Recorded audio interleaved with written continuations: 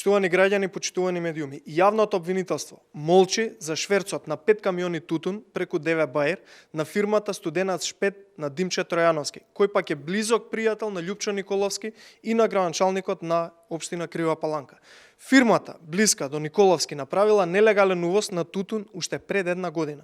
Иако немала дозвола за трговија и пуштање во промет на тутун и тутунски производи, го внела тутунот преку граничниот премин ДВ Бајер.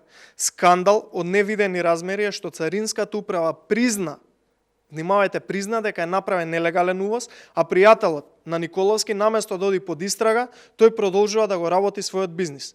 Замислете, луѓе лежат во затвор за шверц на десетина штеки цигари, а пријателот на Љупчо Николовски, кој направил шверц на 5 камиони, се шета на слобода.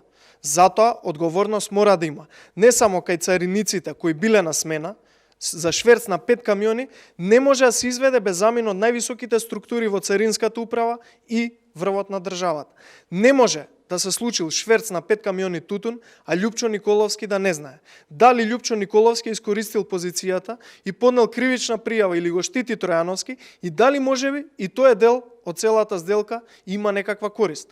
Јавното обвинителство мора веднаш да отвори истрага. Ова е скандал рамен на шверцот на нафта и цигари во 90-тите години кон Србија. Затоа одговорност мора да има веднаш и мора да има за сите. Благодарам.